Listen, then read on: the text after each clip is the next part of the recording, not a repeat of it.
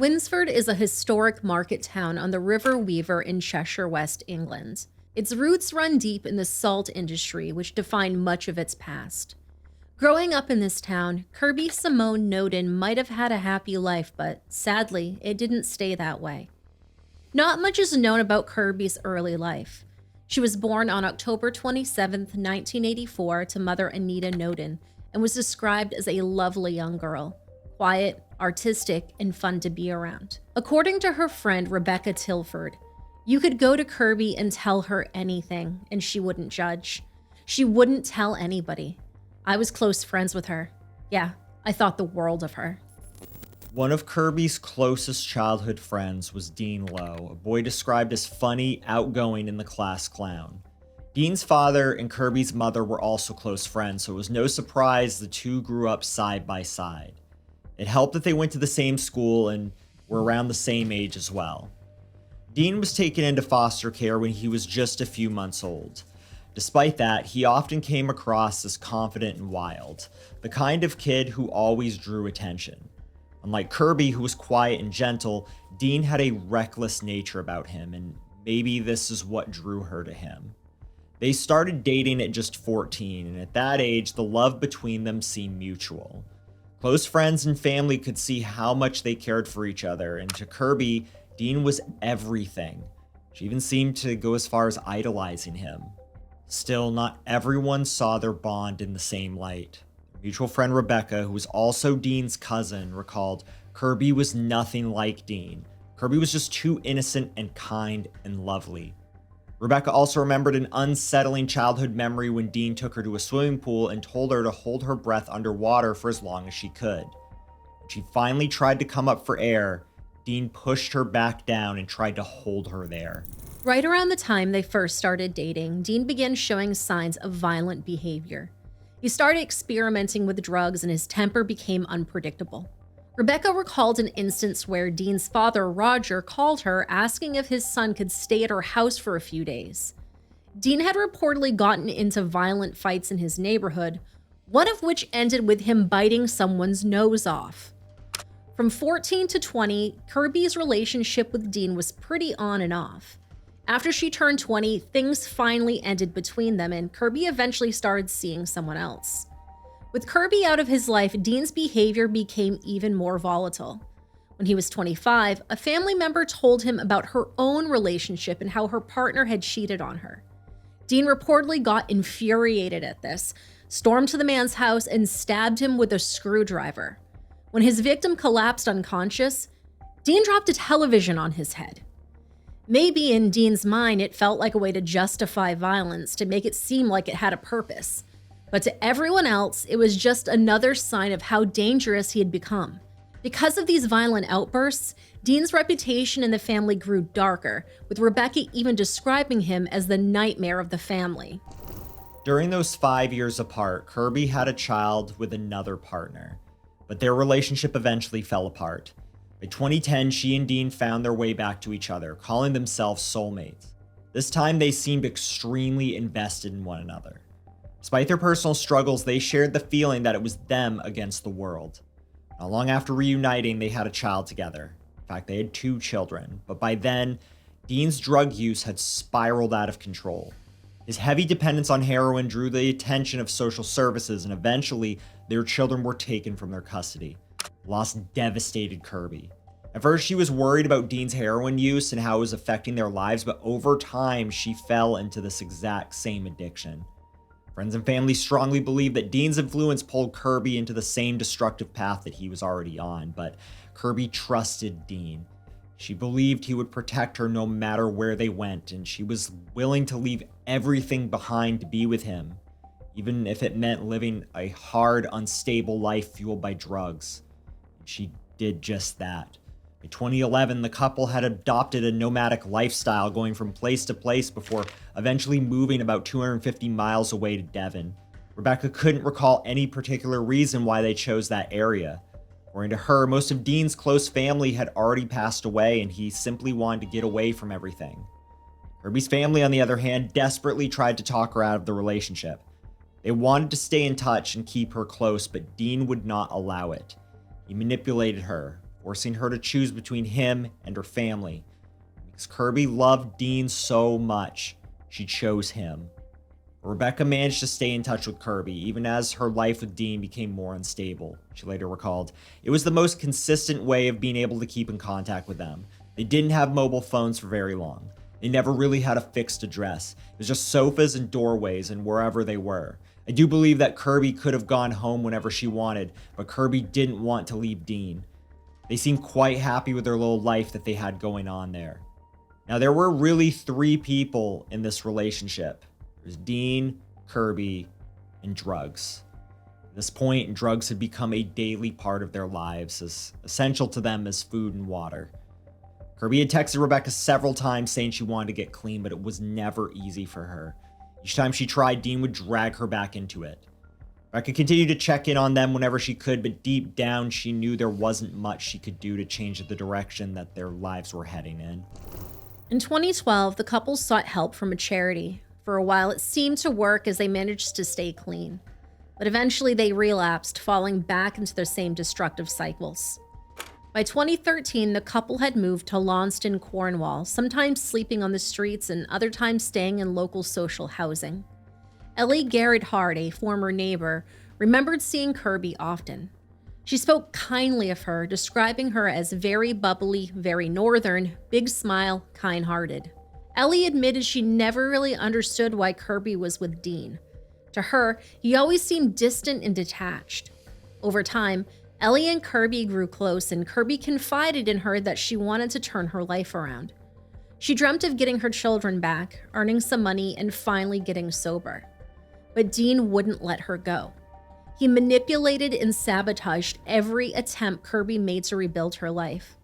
Within just 3 weeks of her moving into the apartment, Ellie could hear sounds of violence from upstairs, with Dean often shouting and Kirby screaming and crying. According to Ellie, one thing that Dean often shouted at Kirby was, "I will fucking end you." Ellie even went upstairs to confront Dean a few times, but it made no difference. He didn't seem to care who heard or what anyone thought. His behavior only worsened. In one instance, the violence even found its way into Ellie's apartment. After this, Kirby stopped speaking to Ellie. According to Ellie, this was Dean's doing, as he was afraid that if Kirby kept talking to her, she might start to see a way out of the relationship. And if that happened, he'd have no one left to control or take his anger out on. Not long after, Ellie noticed water dripping down her wall. She suspected that Dean had deliberately left the taps running upstairs, seemingly to try to drive her out. The plan worked. The constant dripping turned into a foul smell as mold began to spread, and Ellie had finally had enough. She called her property manager, moved out, and never heard from the couple again. Looking back, Ellie said that she regrets not pressing the police harder or doing more to help Kirby. Meanwhile, the couple had also grown distant from Rebecca. They would often go weeks without speaking to anyone from their old lives. Kirby had become completely isolated from her family. By 2015, the couple moved once again, this time settling into a single-bed flat in Marazion, a coastal town in Cornwall. Not long after, Rebecca began receiving strange and alarming messages from Dean. One day, he texted her claiming he had a video showing someone breaking in during the night and attacking them. He even sent her a photo of his face swollen and bruised. Dean told Rebecca that it was probably Kirby who attacked him, but added that she had been mind-controlled by someone into doing it. In truth, this was just a baseless accusation. Rebecca didn't think much of it at the time. She brushed it off, assuming it was just the drugs talking. In November of 2016, Kirby stopped replying to Rebecca's messages altogether. It wasn't unusual for the couple to go quiet for a few weeks, but this was different. Kirby had never gone completely silent before. At first, Rebecca thought maybe they had lost their accommodations again, but as weeks turned into months with no response, she started to feel that something wasn't right. Rebecca kept checking Kirby's social media, hoping to see her online, but she never was. Kirby had simply vanished. After 3 months of silence in January of 2017, Dean suddenly reached out in a way that would leave Rebecca stunned. He texted her saying, "I'm here because if you want to vent at me, call me on this number." Rebecca was at work when the message came through. She tried calling the number later, but by then it was completely dead. Perhaps Dean was feeling the weight of guilt for a crime he had already committed around that time, a crime so horrific that would later shock everyone who knew them. Reports would eventually reveal that in January of 2017, Dean had killed the girl who loved him more than anyone else in the world, and in one of the most gruesome ways imaginable. But back then, no one suspected a thing at all. Maybe all the isolation, the way that Dean had cut Kirby off from everyone else, wasn't just about control or paranoia. Perhaps it was part of his drug-induced fantasy, one he had been building towards for years. And for a while it worked, as Dean got away with it for a few months. Meanwhile, Kirby's friends and family grew increasingly worried. They had no idea where she went to. Whenever anyone tried to reach out to Dean, he would deflect and mislead them, claiming that Kirby had left him for another man. May 17th, 2017, at around 10 p.m., Dean sent messages to Rebecca and some other relatives that were far more disturbing than anything he had sent before. The message read in part, "I had a blackout hazy argument. Woke up with a body on the floor. Put body in the bin down the road. I remember cutting it up and putting it in the bin for defo. I heard the bin men find all the meat. They didn't know what it was. The carpet had to be lifted in the bedroom because of all the body matter. It was in my flat for a week. I've left home. Either way, Kirby's gone. I hope for her sake the body I chopped up was fake and a setup. Must have been hated for someone to go to so much and all that blood splatter up the wall ain't a joke. Something going on. She's dead and has been chopped up and put down the toilet and in the bins down the road. It took a week to get rid of the body. It was horrible. Head's gone. I know what I saw. It was real. It seems real. Either Kirby dead or set up." Along with sending this message, Dean had also sent 2 photos showing blood spattered all around his room. It shook Rebecca to the core. In a way, he had confessed to murder. A common thread in all of Dean's messages was his uncertainty, as he seemed unsure whether Kirby was truly dead or if he had even killed her at all. And it turns out that Dean making those confusing claims wasn't a bad joke. Former homicide detective Brian Hook described that the person writing these texts wasn't in touch with reality. Detective Hook explained that when a person like Dean has a heavy drug addiction, the line between reality becomes so thin that he himself can't distinguish between what has happened in reality and what's going on in his head. It's as if he were describing a nightmare. Rebecca immediately called her mother. Another cousin, Tony Ann Barlow, then contacted the Merseyside police, urging them to check on Dean and Kirby's flat. The following evening on May 18, 2017, an officer named Police Constable Neal was dispatched to the apartment. When he arrived, Dean answered the door shirtless, disoriented, and wearing a necklace strung with what he claimed were Kirby's teeth. As Constable Neal stepped inside, he was confronted with a scene straight out of a nightmare. Blood was spattered across the walls. The air was thick with the stench of decomposition. A metal bar lay nearby. A blood-soaked mattress had been flipped over and stuffed aside, along with a rock that shows signs of being smashed on some surface, as if due to heavy impact. Dean also boldly confessed to killing his girlfriend when speaking to Constable Neal. He explained that he had killed Kirby and disposed of her body parts in a wheelie bin. Though he said he couldn't recall every detail, he claimed he could still see the images in his head. Dean even admitted that the blood spattered across the room belonged to Kirby. He was immediately arrested as the prime suspect in her murder. Forensic tests later confirmed that the blood was indeed Kirby's. Dean was then charged and prosecuted for her brutal killing, but Kirby's body was still missing. Investigators plastered posters across town urging the public to come forward with any information that could lead to finding her remains. Close friends even set up Facebook pages in hopes of gathering clues, but there was nothing. Despite extensive searches, public appeals, and countless hours of investigation, no trace of Kirby's body was ever found. Meanwhile, police began piecing together what had actually happened inside the flat. From the evidence gathered, investigators concluded that sometime between January 11th and 14th of 2017, Dean brutally murdered Kirby using a metal rod and a rock. There was strong evidence suggesting that Dean continued living in the flat for several days after the murder, eating, sleeping, watching TV, and taking drugs right next to Kirby's lifeless body. 2 bull terriers were also present in the same room. There was no clear motive for the murder. Detectives concluded that the killing had likely occurred while Dean was high on drugs. Nevertheless, the case itself was clear as day. Dean Lowe had murdered his longtime girlfriend Kirby Noden while under the influence and then tried to erase all traces of the crime by dismembering her body and disposing of it in extremely inhumane ways. He had already confessed to his cousin and even the first responding officer, leaving little doubt about what had happened. Now, in a strange turn of events, Kirby's mother, Anita, had previously spoken to a psychic that might have predicted her daughter's death. While on vacation, she had her palm read. She shared that, "He looked at my palm and asked me who was the girl who had 5 children. I said that was Kirby. She had 3 children and lost 2. He said he saw prison bars and somebody behind them for a long time. He said, I'm sorry to tell you this, but her body is in a mess. I thought the bars were for Dean, that he would get done for drugs, but I never thought he'd be put behind them for killing my girl." However, when his official trial began a year later on April 23, 2018, Dean's story completely changed. He pled not guilty to Kirby's murder, claiming the situation had been misunderstood. Then, on May 4th of the same year, when Dean took the witness stand, the version of events he gave shocked everyone in the courtroom. According to Dean, he had been drugged and essayed by 2 men, and that Kirby herself had staged the entire scene to make him look guilty. He said Kirby had removed her colostomy bag inside the flat, spattering blood everywhere to frame him before supposedly running away to South Africa to start a new life with another man. But that wasn't even the most shocking part. Dean went as far as to say that while he was incarcerated, he received a phone call from Kirby who allegedly told him, "You're f***ed now. You're stuck inside and I'm enjoying my new life."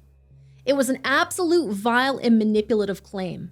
By this point, Dean had already been in custody for nearly a year, which meant that he was completely sober now, and after all that time of no contact, no sightings, and no evidence of Kirby being alive, he had the audacity to give her grieving family false hope that she was still out there somewhere.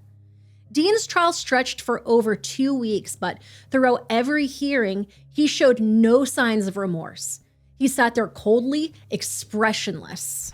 On Thursday, May 10th, 2018, after 9 hours and 35 minutes of deliberation, a jury of 6 men and 6 women found Dean Lowe guilty of murder. Dean wasn't present in court that day to hear the verdict himself.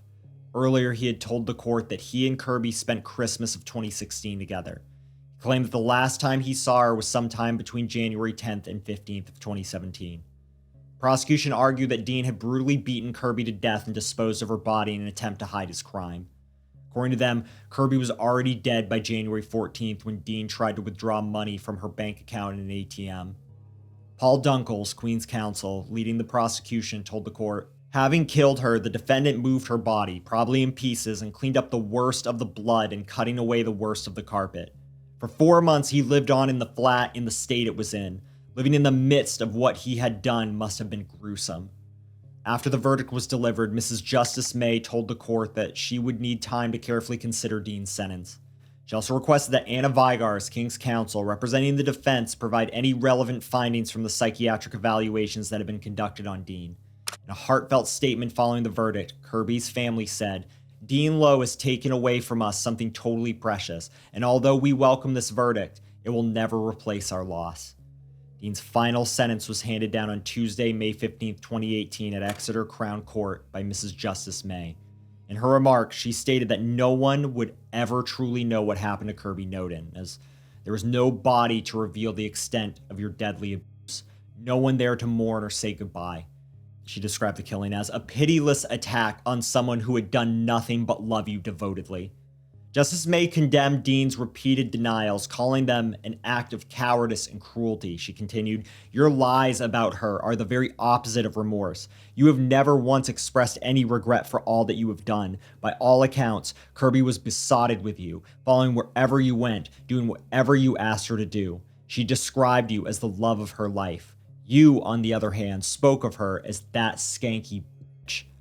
The judge further ruled that Dean was not suffering from any mental illness at the time of the murder and had been fully aware of his actions.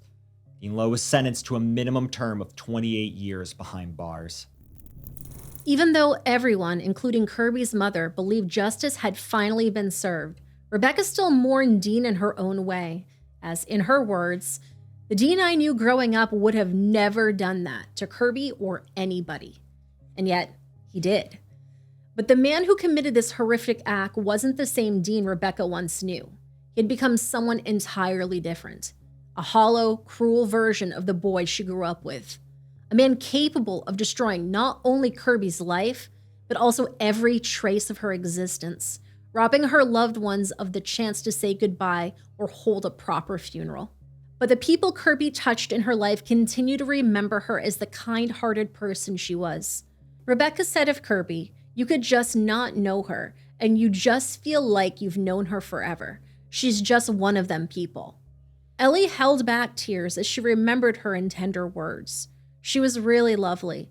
She had a really big heart. She cared a lot. I do think that she tried to protect me, and that spoke volumes. I wish she was still here. I wish you were able to have your daughter back. In the 2025 Femicide Census Report, published under the haunting words, "Every dead woman is one too many," the name Kirby Noden appears among more than 2,000 women killed by men across the United Kingdom. The report is dedicated to their memory, to every life lost, every story cut short. Kirby's name, listed quietly among them, is a reminder that behind every statistic is a person who laughed, loved, and deserved far better than the violence that ended their life. Although the family has no body to bury, they held a service for Kirby at St. John's Church, located not far from where her mother, Anita, currently lives. Shared the following with the Daily Record, and I quote, "We gave her a nice send-off at St. John's Church. There was no body, but we released balloons in Kirby's favorite color, red. Just as the service started, a butterfly fluttered past me into the church. I think it was Kirby. I was too busy crying to see it, but my friend caught it in a cup and I released it into the sky with the balloons after the service. A heron flew up past the balloons at the same time. Wonder if that was a sign from Kirby too. In our garden, we have a bench with a brass plaque dedicated to her. I go and sit on it sometimes to feel close to her. We have a little shrine with statues, lights, and flowers in the garden that I weed every day to be near her. A few weeks back, my dog suddenly clung to the corner where we have a large picture of Kirby and started shaking. They say a dog has a sixth sense. I think it was Kirby paying a visit. The dog is a new addition to the household, so he had never seen her in life. So I feel like she's still with us. Be nice to think that she's hanging around. If she died from cancer or was hit by a car, it might be more understandable. We could have said goodbye to her, but not this. I just can't get over it."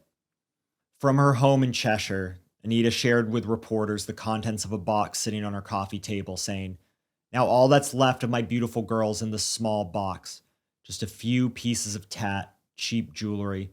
No gold or silver, just some beads and rope she probably picked up in the charity shop. He was the love of her life and father of two of her children, but he did not care about her at all.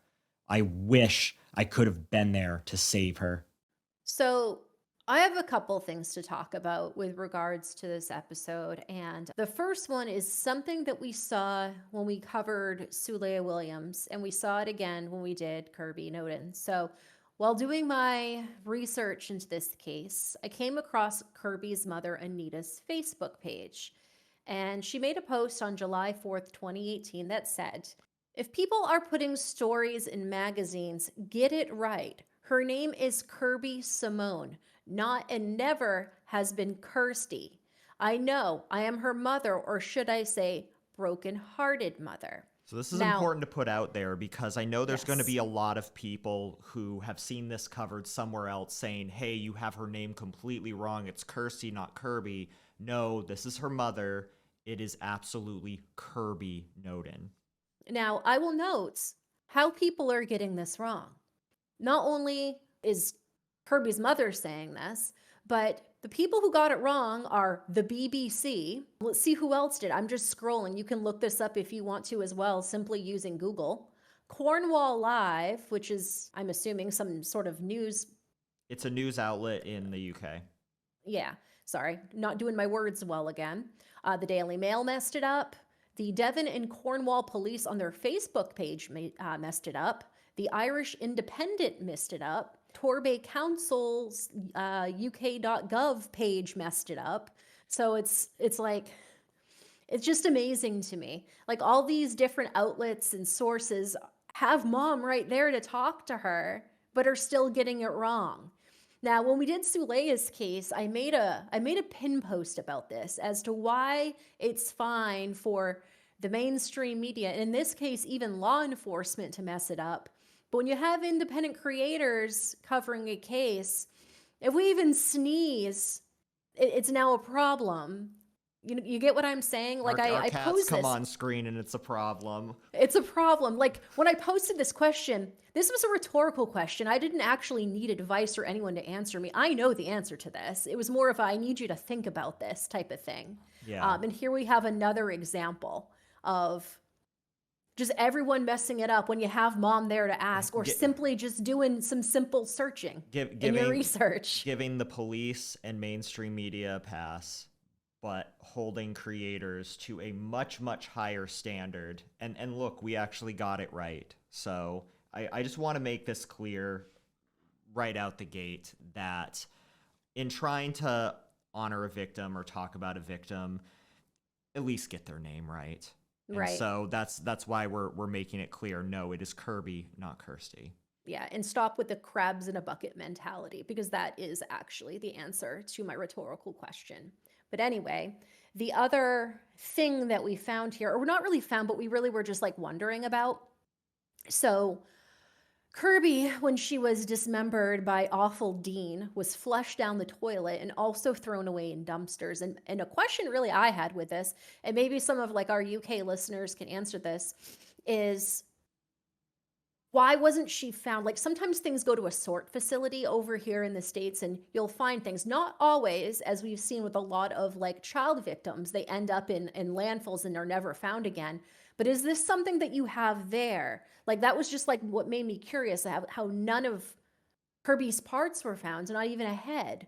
And I know Drewby did a little bit of research into sort recycling, and it looks like they have some of it there, but maybe folks over in the UK know a little better than us on this one. Well, no, I was looking at this too. I'll have this up on the screen. There's a couple places. This one's SL Recycling, which is in the UK, and how it's describing it. It sounds like it's pre-sorted. It goes on conveyor belts.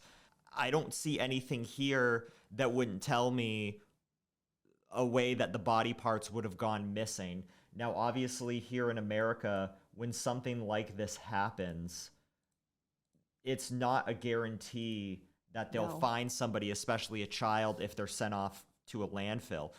But you can find somebody that way. Mm-hmm. And the fact that Kirby was not found, none of her was found.